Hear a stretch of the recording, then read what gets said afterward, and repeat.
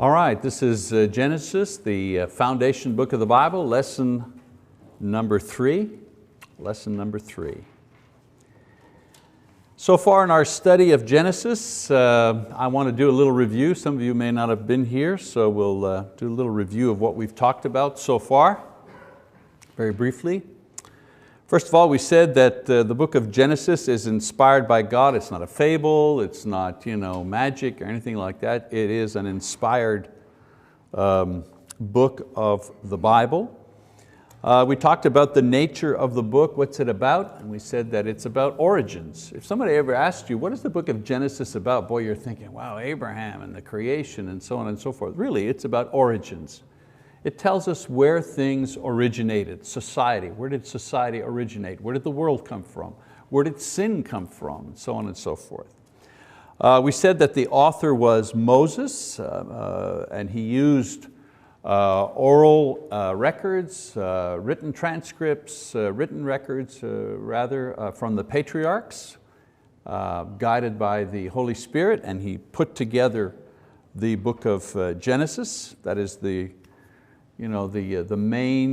mainstream thinking about the book of Genesis, that Moses is the one to put it together. And we said there are different ways to divide the book if you want to study it. You can divide it up into chapters. There are 50 chapters in all. Of course, those chapters were added by individuals later on to make the book a little easier to study. So if you want to divide it into chapters, well, the chapters 1 to 11 is the history of the world, beginning with creation, and then chapters 12 to 50 is the history of one particular nation, which is the Jewish nation. So you've got a macro view, chapter 1 to 11, then you've got a close-up or a micro view, chapters 12 to 50. Now there's another way, a more natural way to divide the Genesis, and that's by generations, 10 generations.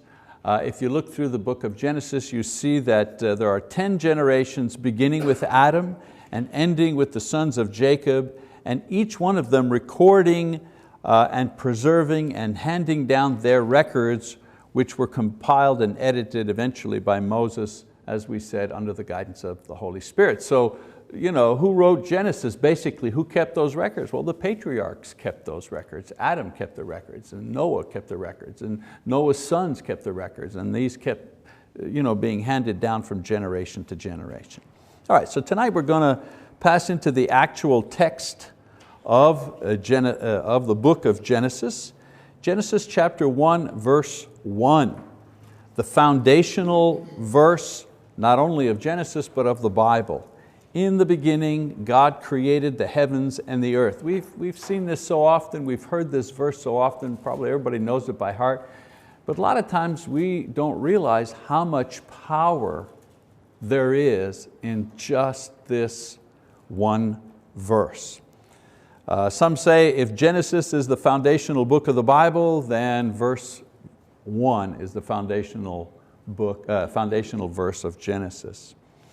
Now think about this for a second. We know that the Bible is the most produced book in history, and it is the most read book in history. We know that.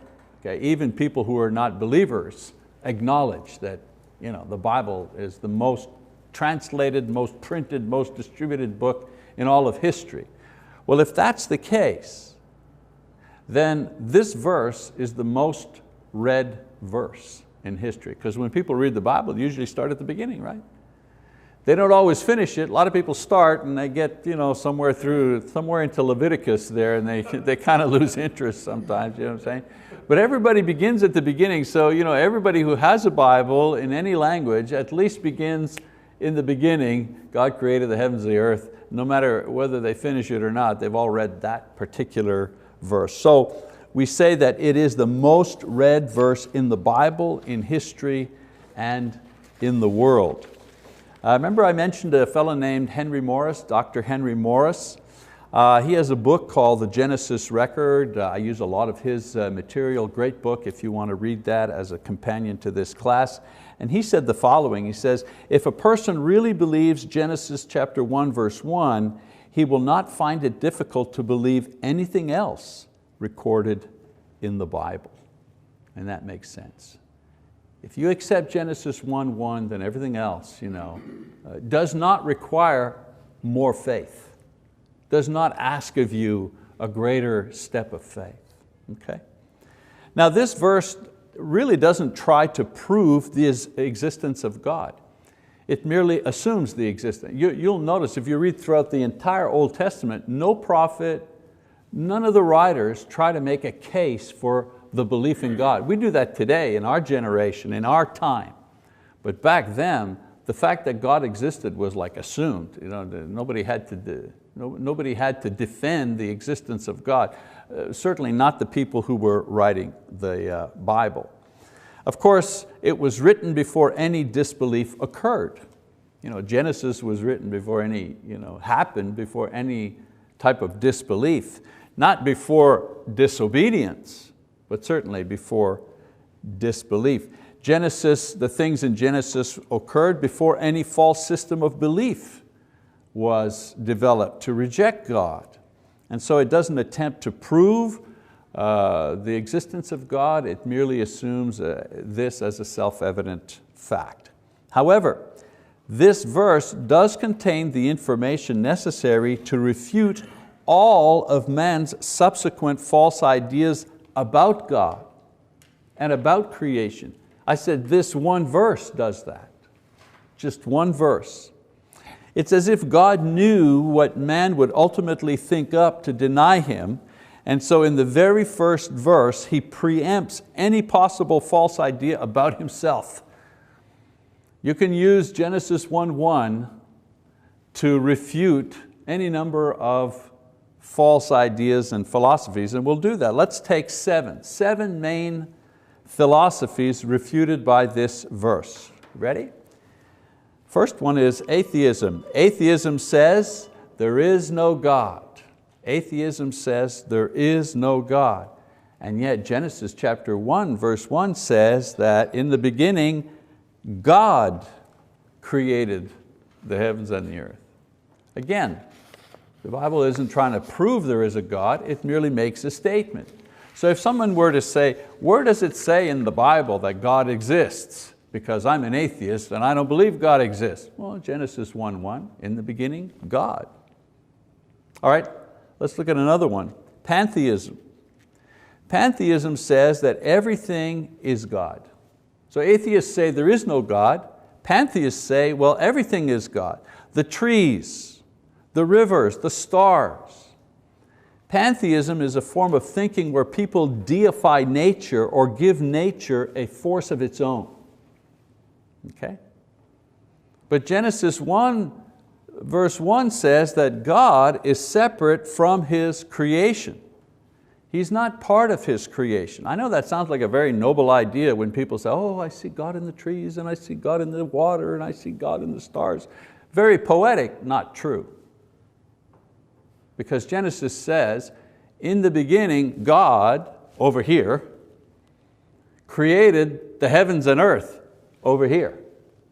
He was before He made that, and He continues after, you know what I'm saying? So He is not part of His creation. He existed first, and then He created the world. And so Genesis 1:1 refutes the ideas of pantheism. How about polytheism? Polytheism teaches a multiplicity of gods. We know, just from looking at history, the Greeks, the Romans, many ancient people as well as primitive peoples of today believed in a multiplicity of gods. They were poly, many theists, gods, many gods. And if someone, I always come back to this thing, someone would say, where does it say in the Bible that there's only one God? Well, it says in Genesis 1:1, it says that only one God created all things. There wasn't the good God and the bad God and the up God and the down God and the male God and the female God and the God of trees and the God of animals. It didn't say that, just one God created all these other things. How about the theory or, it's a theory or philosophy of materialism. Materialism is the basis for most modern thinking. It says that matter is eternal and that matter is the only thing that exists. Communism, for example, which is a political philosophy. Communism is based on materialism, and the main idea being how to distribute the materials equally. Okay? That's what communism is about. It believes everything is matter, right? Everything is matter. And so our political philosophy is we're going to figure out how to distribute this matter equally. All right? But Genesis 1 verse 1 says that Genesis 1 verse 1 says that matter had a beginning. At some point it did not exist, and then God brought it to existence. Do you know that the best and brightest minds that the world respects, Dr. Hawkins, the man who I think has cerebral palsy, or he's in a wheelchair, but he's a brilliant scientist and so on and so forth, the most brilliant scientist of our age that they call him, and he wrote a book trying to define or explain the world and how it came to be, and the best he's come up with, this is the brightest mind now, the best he's come up with is, it was always there. And when people say, what do you mean it was always there? Well, what brought it there? Nothing. It was just always there. It just was always there. So the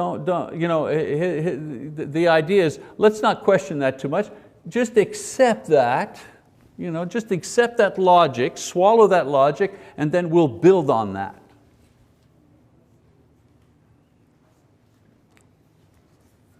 But Genesis chapter 1 verse 1 says that God created the heavens and the earth. The heavens and the earth weren't always there. He created them.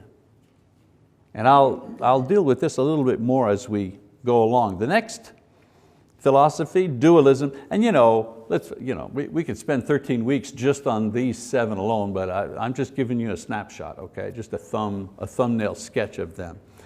Dualism says, it's an ancient idea, developed into different systems by Plato, the Greek philosopher, later Descartes, who was a French philosopher. And basically dualism says that there are 2 powers at work in the universe, good and evil. And the interaction of these 2 is responsible for all that we see. For example, in Hinduism, Hindus explain the beginning of the world as an interaction between these 2 deities. And there are many religions that think of the good and evil, the fight between them, the friction, the drama that takes place between them creates what is here now. But the Bible says, in the beginning, God did the creating. Not the good God, or the high God, it just says God. It states that all that we see was created by only one power, and that's God. And the Bible accounts for evil, but evil is never the same as God and never at the same level. God is not in a struggle with evil. Okay? There's only one supreme power at work, according to Genesis, and it was manifested at the very beginning, and the writers called Him God. Not the lesser God, the greater God, only one God. And we understand why there's evil in the world. We'll talk about that when we get to the temptation, so on and so forth. God had to allow His creation to have free will, otherwise creation could not take life. But we'll go into that as a little further on. Okay, dualism. Humanism. Humanism is a philosophy that teaches that man is the ultimate reality. There is nothing higher or nobler than mankind. So a lot of good works are done to benefit mankind, and they are done by those who hold to this philosophy. There's even a prize for the Humanist Prize. Humanism, they say sometimes people, he was at a eulogy, at a funeral, say, he was a great humanist. And usually it may be because he built hospitals, or she was, she developed something to help the poor. Humanism tries to account for morality and goodness and these type of things looking only at human beings, denying that there is a God. But Genesis 1:1 refutes this idea because it teaches that God and not man is the ultimate reality. God was before man. God is the creator of man. So man is at the highest point of creation, but is not the highest point of existence. There's a difference. God is at the highest point of existence. Man is at the highest point of God's creation. And then there's, of course, evolution. Our most prevalent idea today says that time and chance working on eternal matter is responsible for the universe. Basically, if you want to take evolution and just shrink it right down to the least amount of words.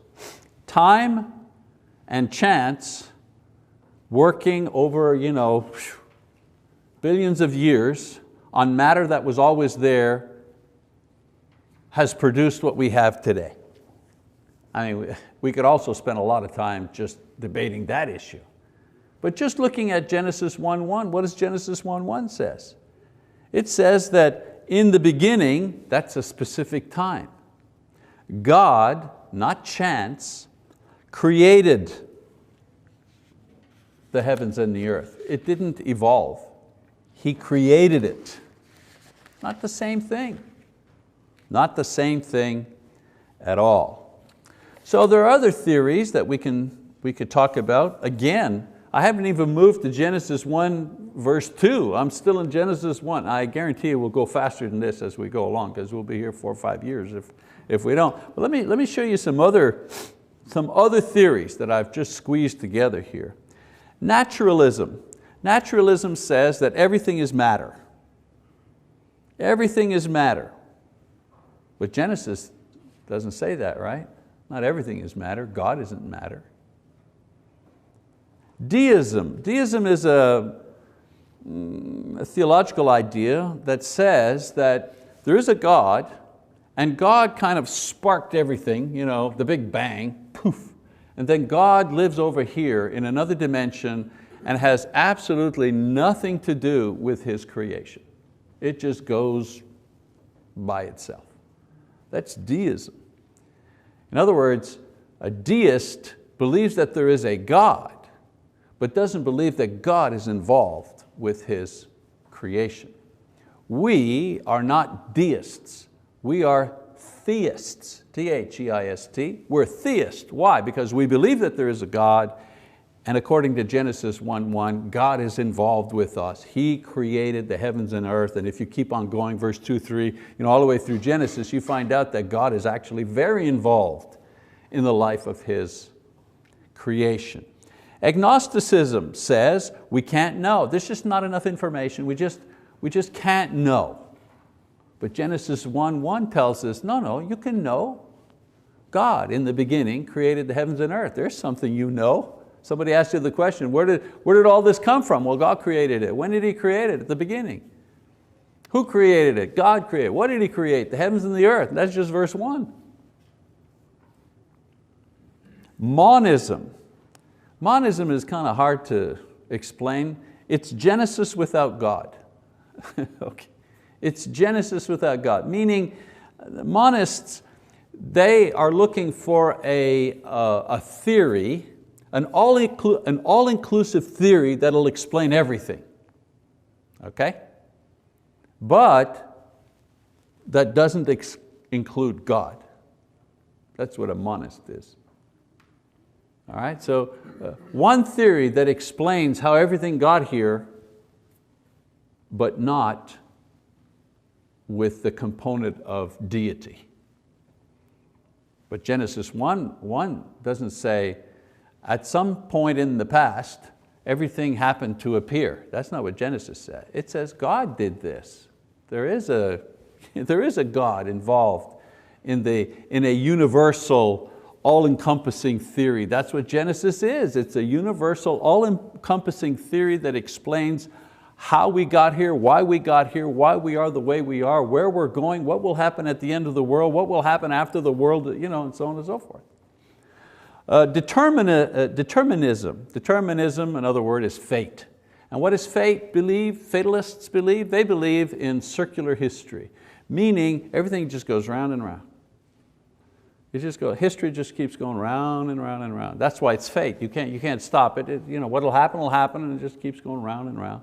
Hindus, they believe in this. You keep going until you reach a certain stage. You keep going round and round and round. It's fate. Science fiction writers, wormholes, things like that. Traveling back. Anybody who writes a movie about traveling back in time, that idea is based on determinism. Going back in time means here's the wheel, it's going round and round, right? So you're over here, so what you're doing is you're taking a shortcut and you're going backwards to a certain time. Why? Why can you go there? Well, because it just keeps going round and round. So you're on the same circuit, okay? But Genesis says, in the beginning. So it isn't round and round. There was nothing, then there's a beginning. And if we keep reading through the Bible, we find out that, well, there is also an end. So history is not circular, it's linear. Okay? Pragmatism, a more modern, William Paley, I think, was the philosopher for pragmatism. Pragmatism says, whatever works is right. Basically, whatever works is right. Whatever works is right has been translated into, I'm okay, you're okay. If that works for you, then that's what's good, that's what's moral. It doesn't work for me. So if you're gay and that works for you, then that's the good thing. Why? Why is it a good thing? Because it works for you. You believe in God? Hey, good for you, that works for you. Doesn't mean that there is a God, it just means that it works for you. That's pragmatism.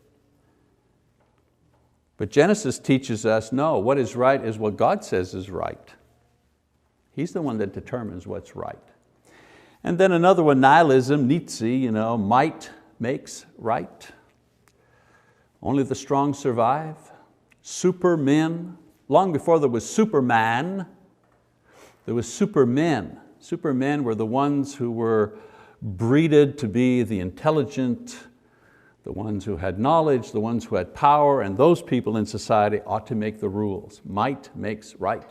And so the Nazis took this idea and they twisted it and said, okay, we have the might, we make the right.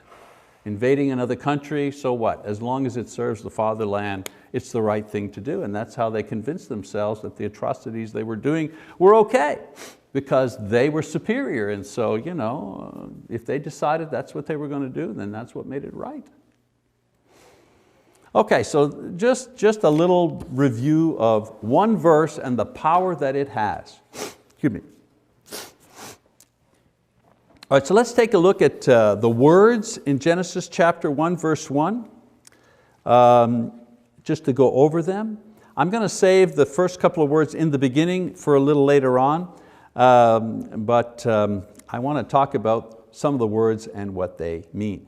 And I'm going to skip the phrase in the beginning and discuss that just in a minute from now. First I want to talk about in the beginning God, that word. In the Hebrew, Elohim. Hebrew term Elohim stresses the majesty and the omnipotence of God. Interesting also is that it is a plural noun, it's gods, but used in a singular fashion in this verse. Okay? Now this immediately suggests the dynamic nature of God, who is at the same time one, yet He is more than one.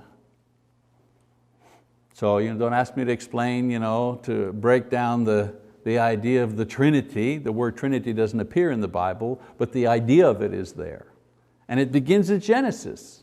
Right in the beginning we get this concept of a dynamic God, Godhead, if you wish. Then there's the word created. It refers to the unique work of God, and it's never used, in the Bible, it's never used in reference to human beings. The word actually means to call into existence from nothing. So when the Bible talks about man, humans, It says man forms or man fashions, but only God creates. Okay? Now the whole system of faith rests here.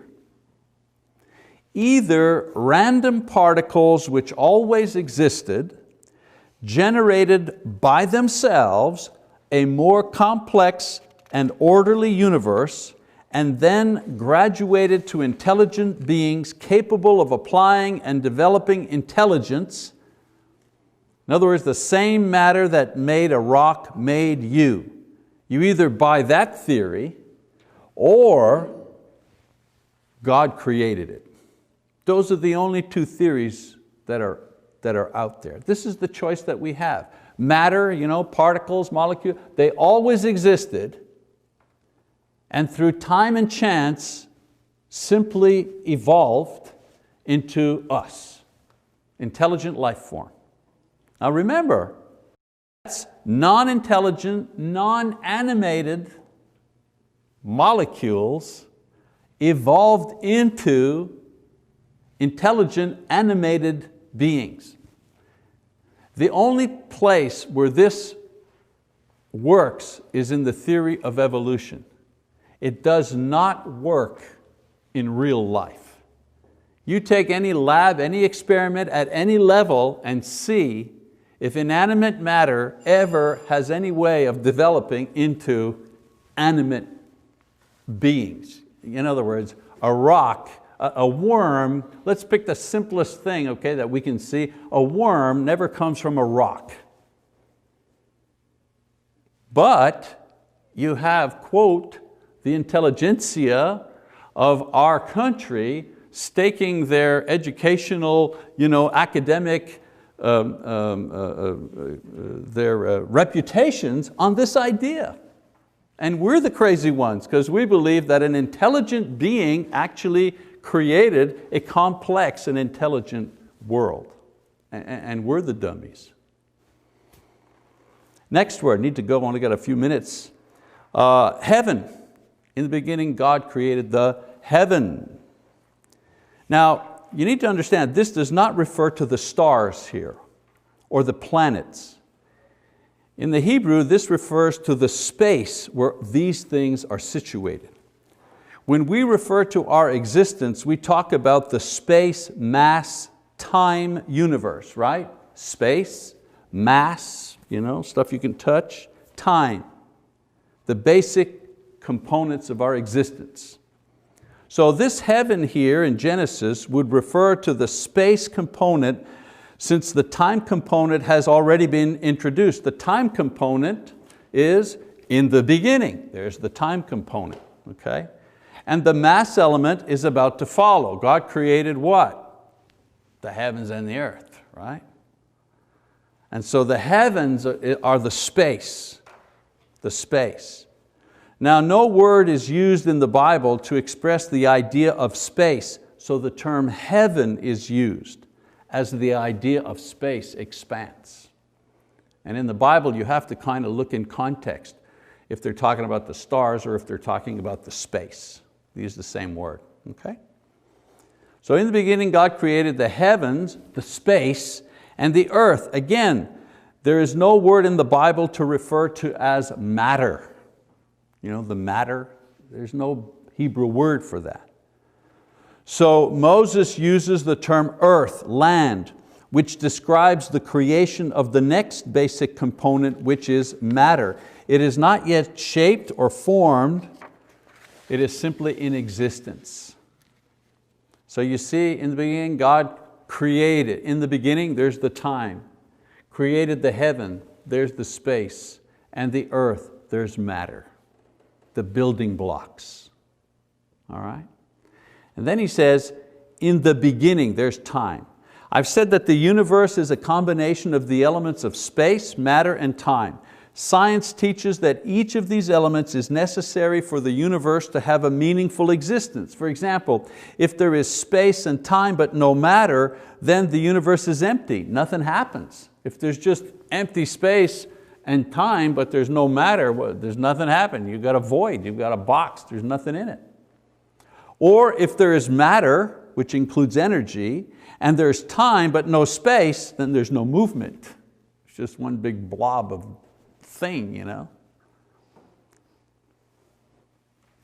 So time is the third and most important component because it permits perception of the matter and the space. So Genesis 1:1 says that the element of time was called into existence along with space and matter to comprise the time, space, matter continuum which we call the universe. And no scientist would disagree with you about the idea of time, space, and matter. I mean, those are the basics. All I'm doing is I'm showing you how Genesis describes that at the very beginning. Now Genesis said that this time, space, matter component was not yet formed. And the next verses will go on to explain how God fashioned the raw materials of creation into the universe that we now see. So at the beginning, there's time, He creates space, and He creates matter, the building blocks of the universe that we now recognize. Okay?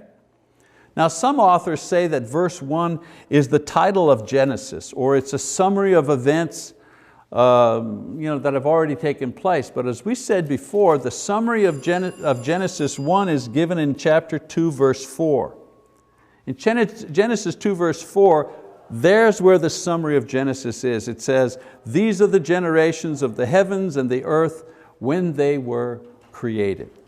I'm almost done, stay with me. Also, all of the other sections of Genesis have no titles, only these summary statements showing the end of a particular generation. So in Western mind, we put the title of the section at the top, the title of the section at the very top, and then we give the information. But in the Bible, they give the information and then they give the title of it at the end.